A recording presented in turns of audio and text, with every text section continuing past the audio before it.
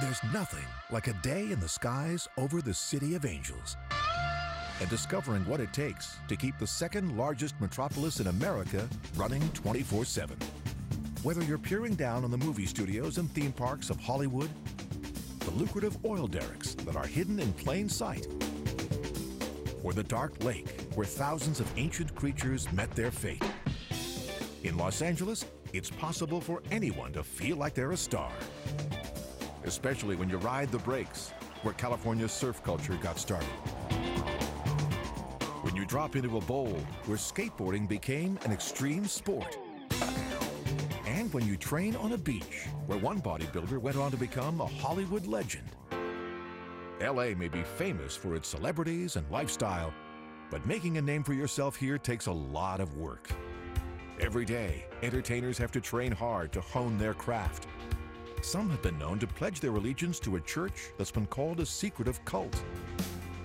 And after the sun sets, LA's freeways are often just as packed as they were at dawn.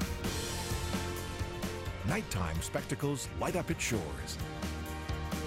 A team that's one of the most successful in the NBA hits the court. And 73 stories up in the sky, partygoers flock to one of the highest outdoor bars in the world. All this in just one day in the sprawling modern metropolis of Los Angeles.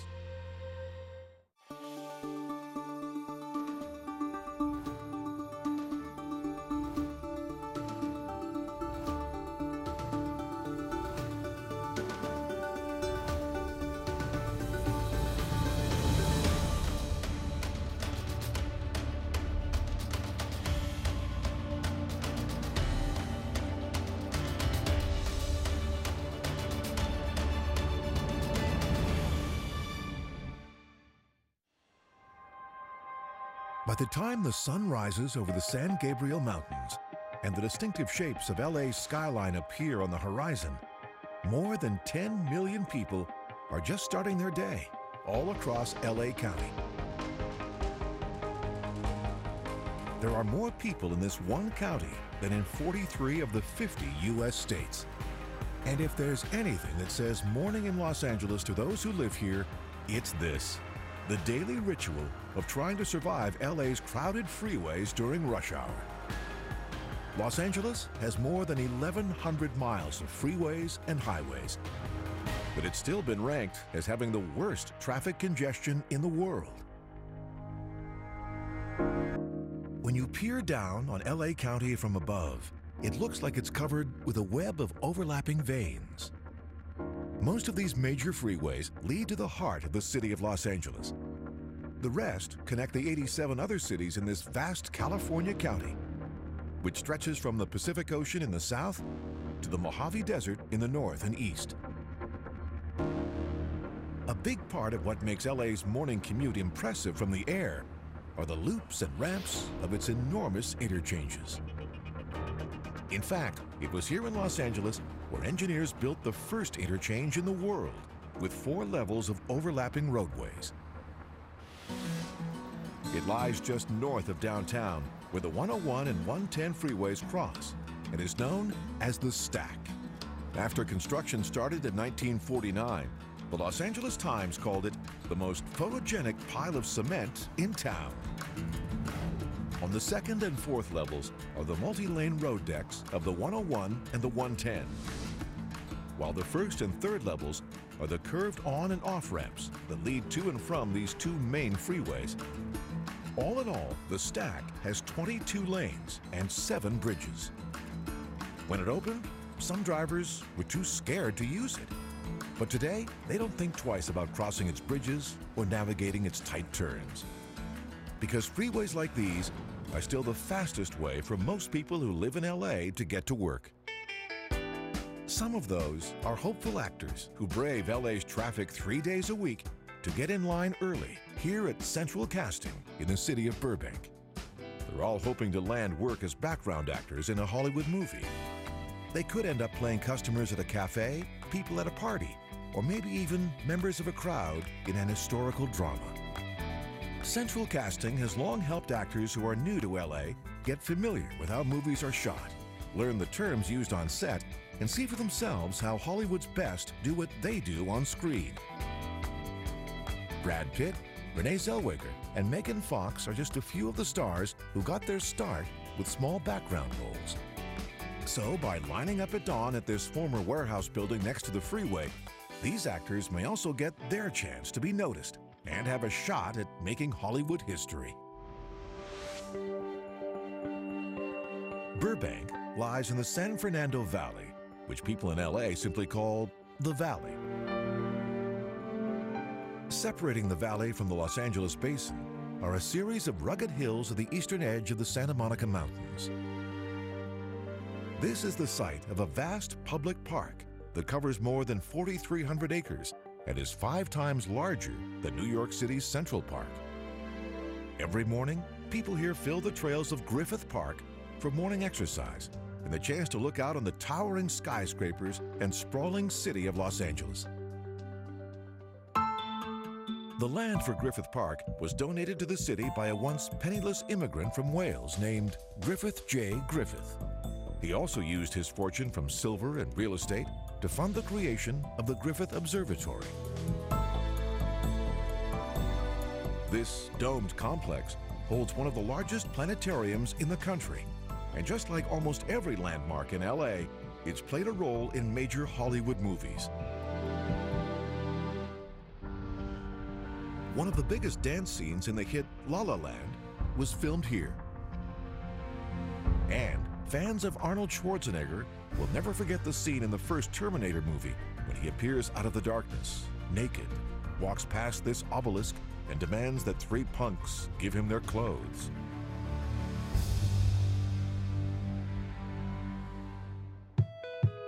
It's 9:36 a.m., and over at one of LA County's smallest and most legendary neighborhoods called Venice, bodybuilders are already pumping iron in full public view. This is Muscle Beach. Before Arnold Schwarzenegger achieved Hollywood fame, this is where he got his start in LA as a bodybuilder. Muscle Beach was originally created just up the coast in Santa Monica in the 1930s, not far from the city's famous pier. At the time, weightlifting was a new fitness craze, and the beach started drawing huge crowds who came to watch the bodybuilders and daring acrobats who performed on the sand. But the city of Santa Monica suddenly shut down Muscle Beach without warning in 1959. So the bodybuilders moved down the beach to Venice. Schwarzenegger arrived in 1968 at the age of 21. He was convinced that bodybuilding would be his ticket to fame and fortune in America. And he was right. He trained here before winning the title of Mr. Olympia just 2 years later. A mural of the actor and former California governor by artist Jonas Never now honors this Muscle Beach legend.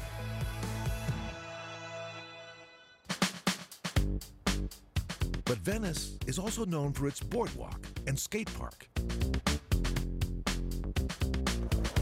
With 2 bowls, a snake run, a street section, and steps, it covers 16,000 square feet right here in the middle of the beach. Many of the ideas for the design of this park came from local skaters like these. And they should know, because the west side of LA is where a group known as the Z-Boys turned skateboarding from a simple hobby into an extreme sport. To understand the origins of skateboarding, you have to understand California's surf culture, which might not exist if not for what happened here on this coast more than 100 years ago. It all began during the early years of the 20th century, when wealthy tycoons bought up huge pieces of beachfront here and then developed them into the neighborhoods we know today. It was a tobacco fortune that funded the creation of Venice, a new community that was laid out around canals and bridges and marketed as Venice of America. Nearby, a railroad tycoon named Henry Huntington built new beachside developments of his own. To convince the public of the fun that could be had if they bought one of his properties, Huntington hired a longboard surfer from Hawaii named George Freeth to show off his skills. Freeth was advertised as the Hawaiian Wonder, and for many who came to see him, it was the first time they'd ever seen anyone riding waves on a standing board. That was how California's famous surf culture got its start. It's almost 10 a.m., and surfers around the Huntington Pier are out in force. Many come to ride these legendary waves before they head into LA to spend the day at the office. Since George Freeth's days, surf culture has spread up and down California's coast and all around the world, wherever there are good breaks. LA surfers often come here to Surf Rider Beach in Malibu. It's the first World Surfing Reserve, which means it's protected from development. And to the south, just over the line in San Diego County, longboard surfing is still alive and well. The slow rolling breaks here at San Onofre Beach are what longboarders live for. It gives them time to try and do hang tens when they walk to the front of their board and then try and hang all 10 of their toes out over the wave. It's not easy, and often it ends up being just a hang 5. One area of breaks here is known as Old Man's Beach, but young surfers come here too. Many live out of their vans and just surf all day long. It was California surfers like these on the west side of Los Angeles in the 1950s who first attached roller skate wheels to wooden boards and invented a new hobby, skateboarding.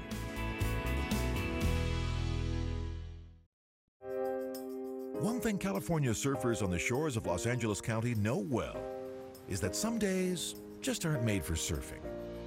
When the breaks don't come, you can spend an entire day just paddling out on the water. But in the 1950s, bad surfing days helped spur a new invention, skateboards. They were still surf-like boards, but could be ridden on streets, no matter what the weather. In 1962, the world's first skateboarding shop, Val Surf, opened here in the Valley. It's still in business more than half a century later. But it wasn't until the 1970s that skateboarding really took off. At the time, there was a drought in LA, and pools like this one in the Santa Monica Hills were empty. And so, swimming pools became the first skate parks. A group of surfers and skaters who called themselves the Zephyr Competition Team sought out these empty swimming pools to practice in. And soon, they were impressing the world with their aerial tricks and new low and smooth skateboarding style. Called the Z-Boys, they hung out in a surf shop in this one-story building in the west side neighborhood of Dogtown. That surf shop is no longer here, but thanks to the Z-Boys' fame, the city of Santa Monica refused a developer's request to rip the building down. And now, it's here to stay.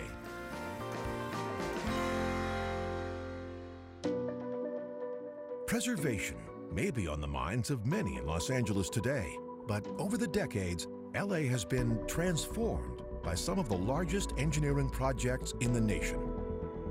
Dodger Stadium is one of them.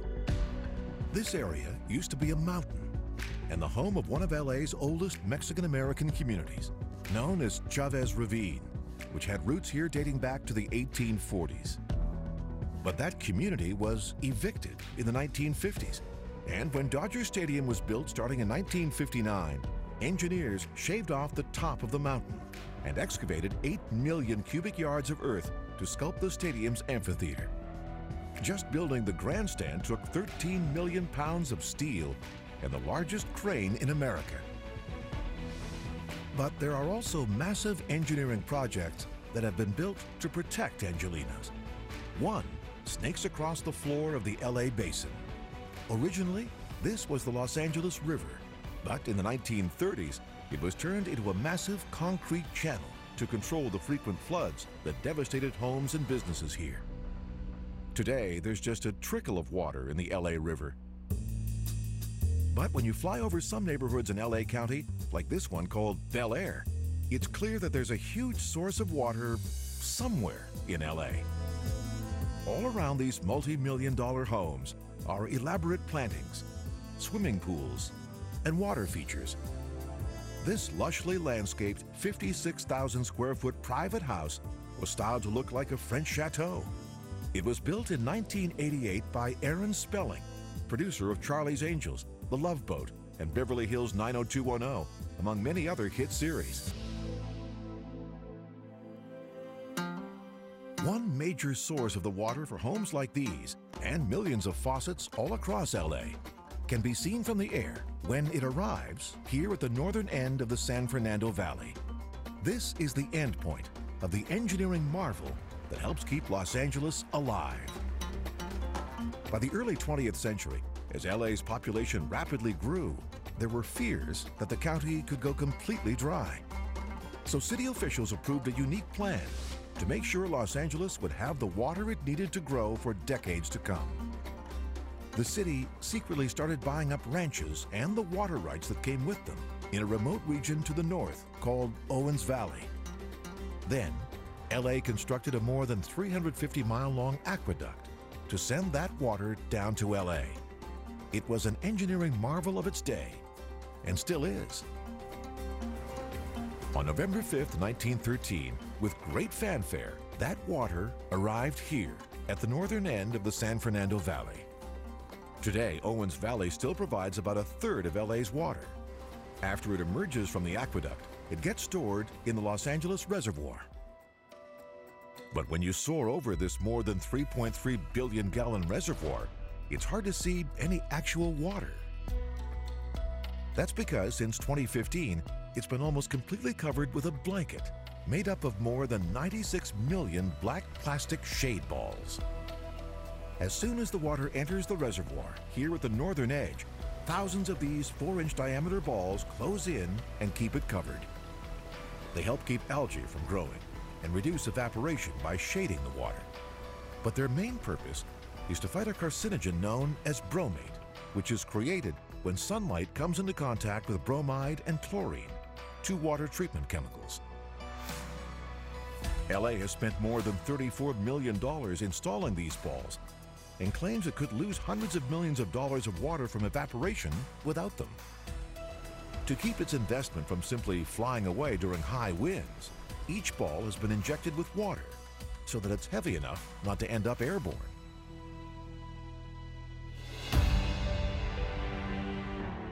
Water from the Los Angeles Aqueduct flows to neighborhoods across LA. It also ends up here on the south side of the San Fernando Valley, not far from Burbank, and one of the most unique places in the county. It's a tiny unincorporated area called Universal City. It has its own zip code, streets, and buildings, but no one actually lives here, except for the wizards inside the towers of Hogwarts Castle. This tiny city is the home of Universal Studios, a studio and theme park. It was founded in the early 1900s on ranch land, which was so far away from downtown LA at the time that many thought placing a film studio here was a terrible investment. But today, this theme park is one of LA's biggest tourist attractions. Tour guides and entertainers here often get free acting classes and the chance to meet top Hollywood casting directors.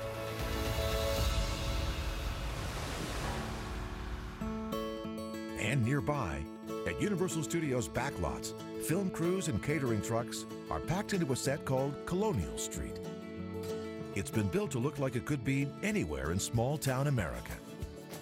Fans of Desperate Housewives might recognize this street as Wisteria Lane.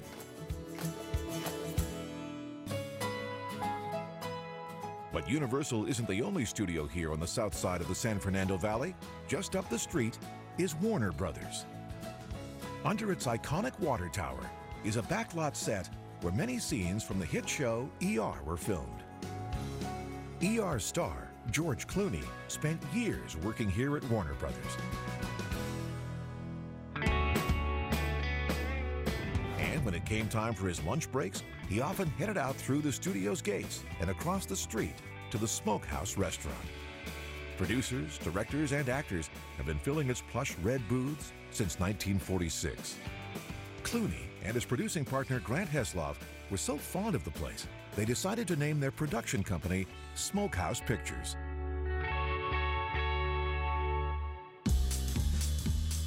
But when it comes time for many Hollywood actors, agents, and deal makers to have their lunches, they often head to much more glamorous spots, including the Polo Lounge inside the Beverly Hills Hotel.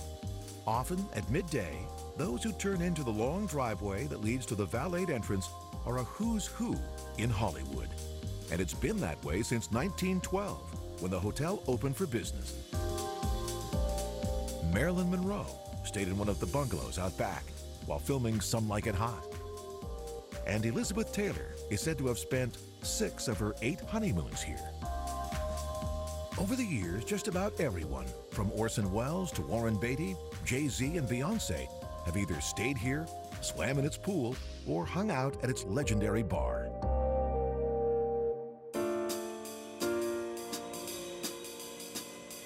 But starting in 2014, many Hollywood regulars stopped coming.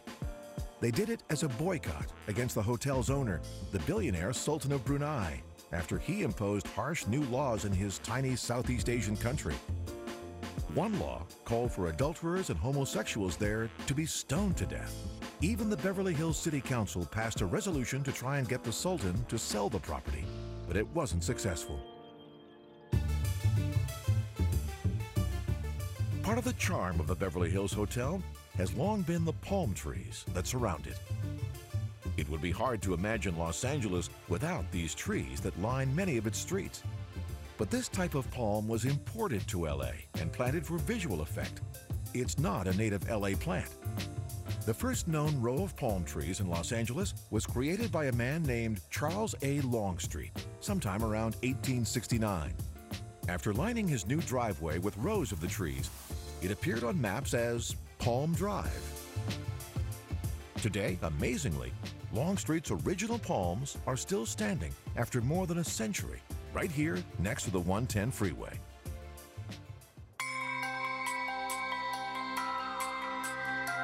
It's almost noon, and a giant boulder outside the Los Angeles County Museum of Art, or LACMA, is bathed with midday sun.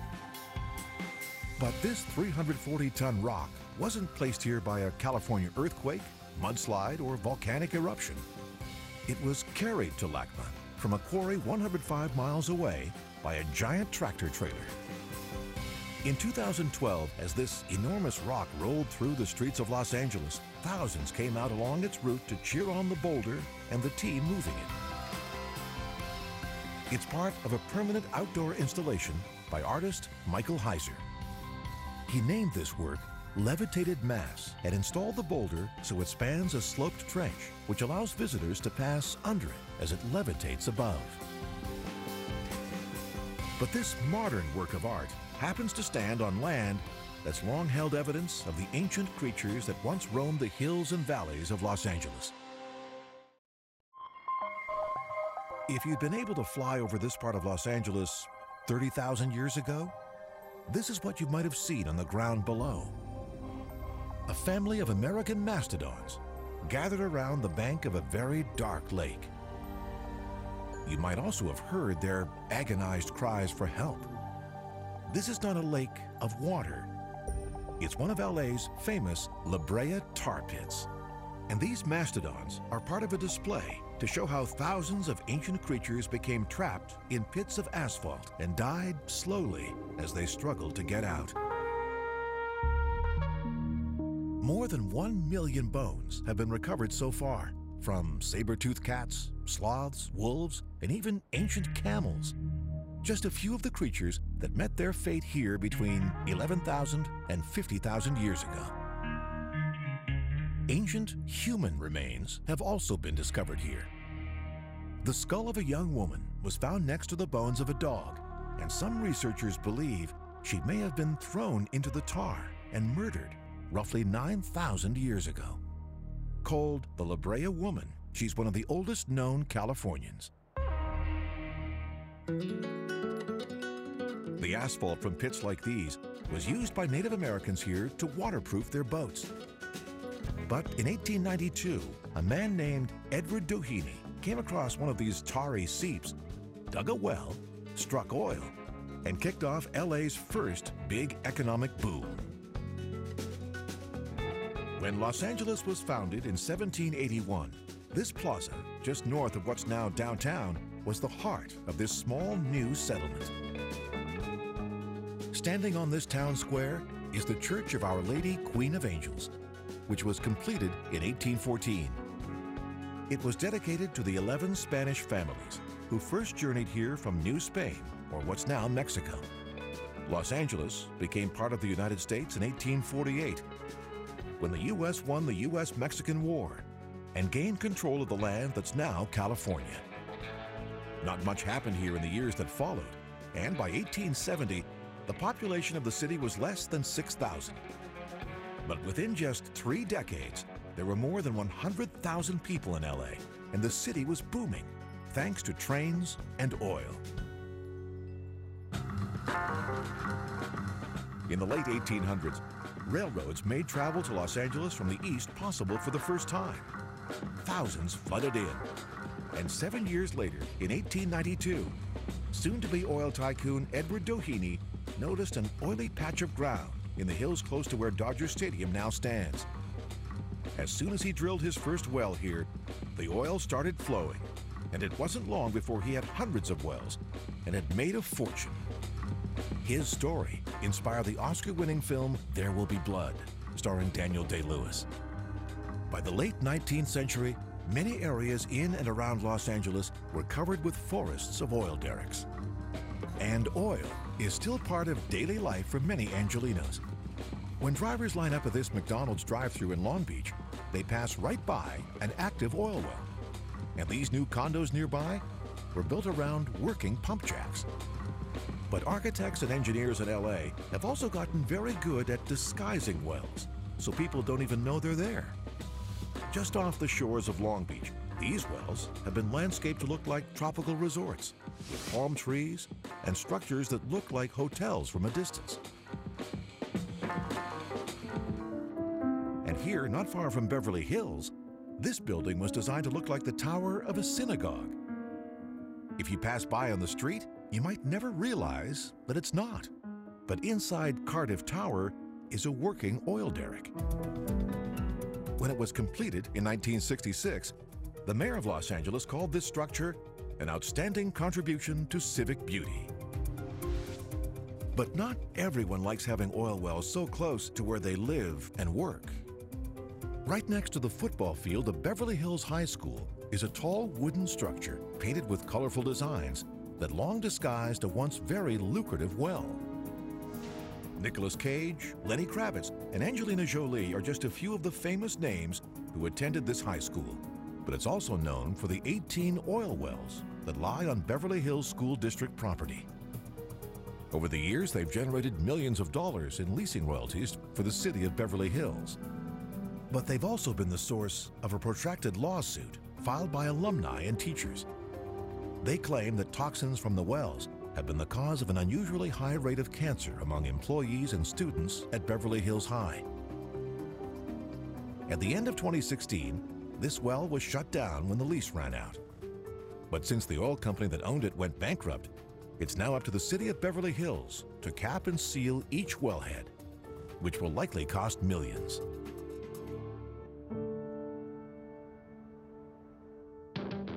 Most of the dozens of individual oil wells that were drilled across Beverly Hills have now been closed and capped. But travel just 6 miles south and you arrive at a massive cluster of wells.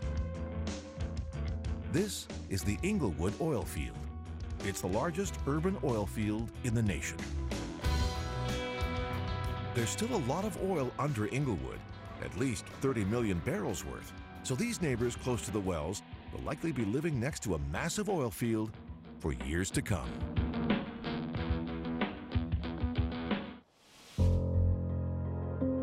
But while oil companies have long tried to keep their oil derricks out of public sight, one church in LA has made sure everyone knows it's there. In 1977, the Church of Scientology bought this old hospital building to use as their national headquarters. The Scientology sign on top is almost as hard to miss as the Hollywood sign in the hills behind it. Members of the church call this facility Pacific Area Command Base. But many on the outside have called it a mind-controlling cult. Every day, a steady stream of workers can be seen entering the Church of Scientology's buildings. Very few people know what actually goes on inside. Most of the windows of the church are covered with shades. Just down the street on Franklin Avenue is the Celebrity Center. It's here where the church runs special sessions for actors, musicians, and other big LA names. Tom Cruise and John Travolta may be the most famous Scientologists, but over the years, other actors and musicians have identified themselves as members too. Some former members have described abusive behavior behind its walls. One of those is actor Leah Remini, star of the sitcom King of Queens. Remini even went on to create a television series that explores the claims and experiences of ex-Scientologists. The most disturbing abuses were reported to have happened here at a place Scientologists call Gold Base, 75 miles southeast of LA. This highly secured campus covers more than 500 acres on the site of a former hot springs resort. Former church members have made disturbing claims about what they've witnessed here, including members being imprisoned for bad behavior in a building known as The Hole, forced to do unpaid labor, and threatened with physical abuse, all of which the church strongly denies. On the hillside just above the tall chain-link fence that surrounds Gold Base is a well-hidden bunker. It's covered with military-style camo netting to make it blend in with these arid hills.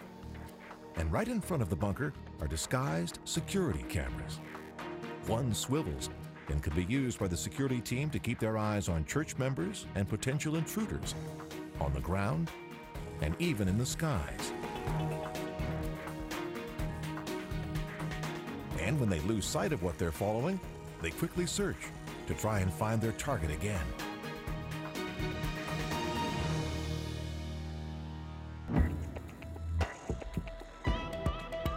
But while some Church of Scientology members from LA are believed to spend days and even weeks here at Gold Base, other Angelinos are heading out and up into the wild.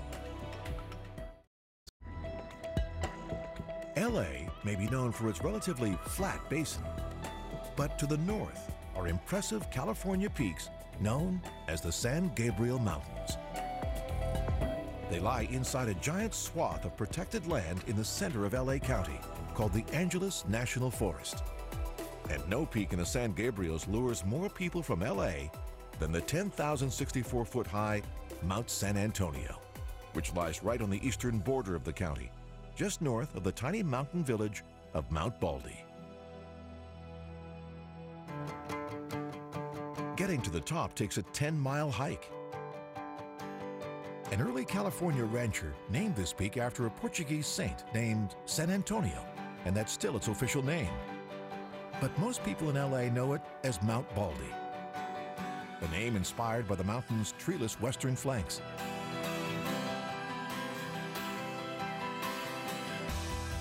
It's covered by snow for much of the year, but during the summer and fall, its trails are often crowded with hikers, eager to reach the summit of the highest mountain in Los Angeles County.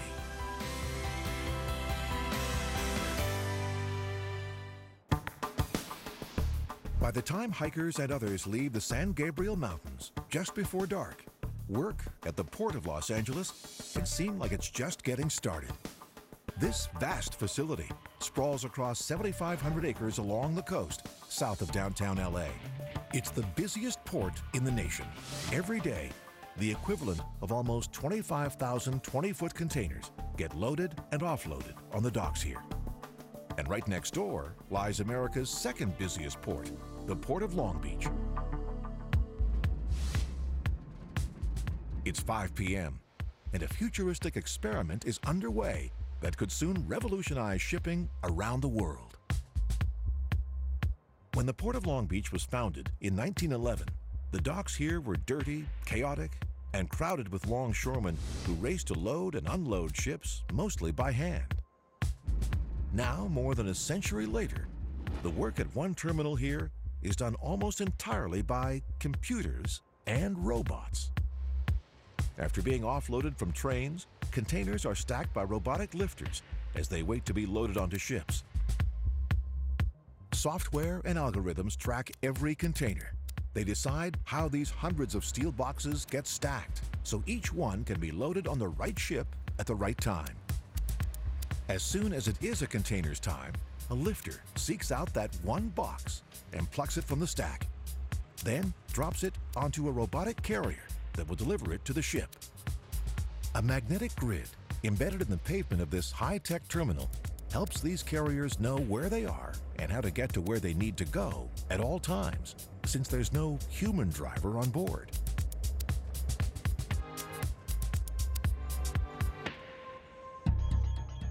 Peer down on this terminal from above, and this could be the future of global cargo. Unlike longshoremen, these robots don't work in shifts or get union breaks. They'll load and unload 24/7 if they are programmed to. They just have to make sure they don't run into each other when they make their computerized turns. Once a container is delivered to the dock, a robotic crane arrives and lifts it up onto a waiting area. Until now, everything has been done by robot, but humans do the final and most delicate work, positioning each container correctly on the deck of the ship without hitting the others. But one day soon, a robot might be doing this job too.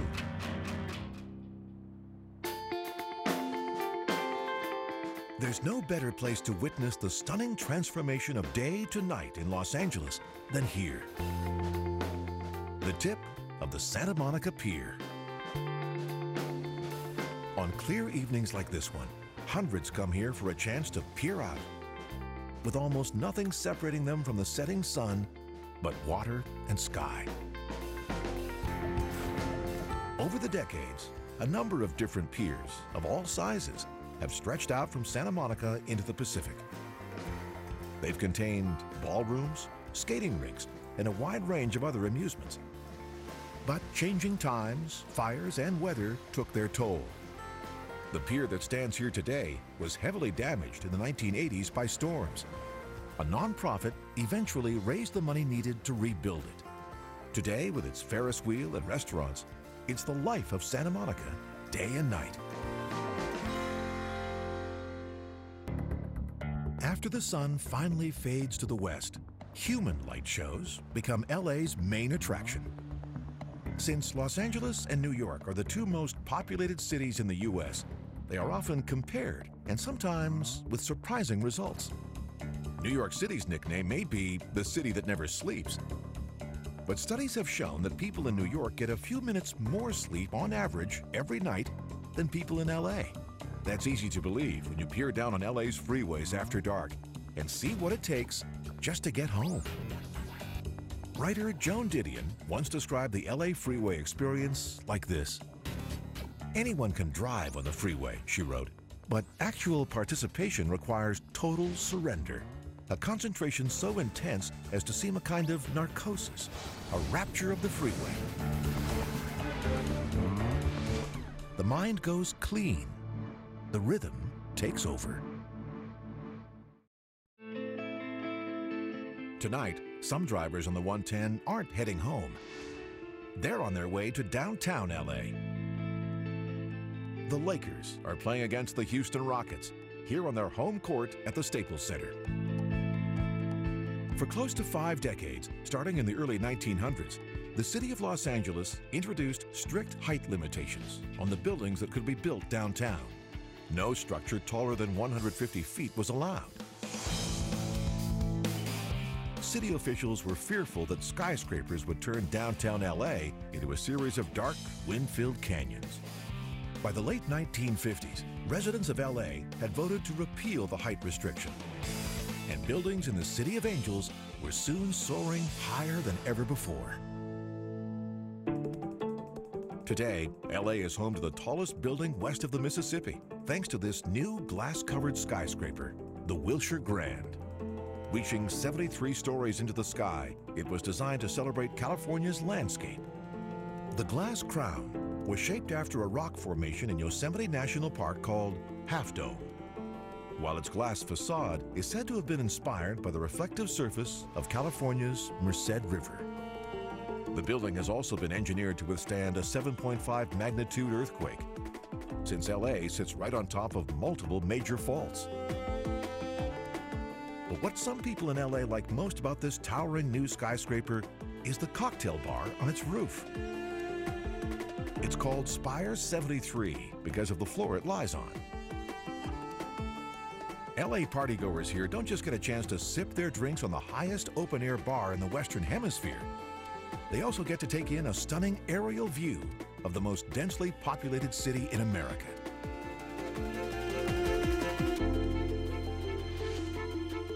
And if they peer down into LA's historic Pershing Square in the late fall, they might also catch sight of their fellow Angelinos ice skating right in the middle of this famously hot and dry metropolis.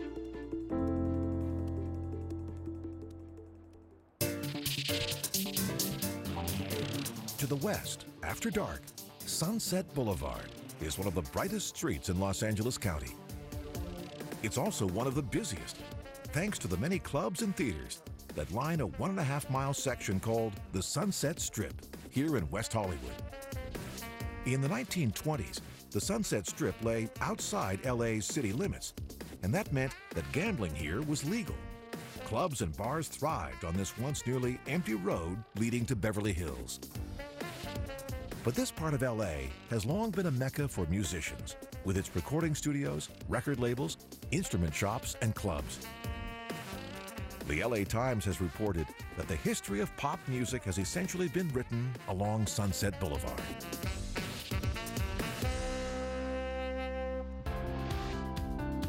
Whiskey A Go-Go, which opened in 1964, is one of the Sunset Strip's most famous clubs.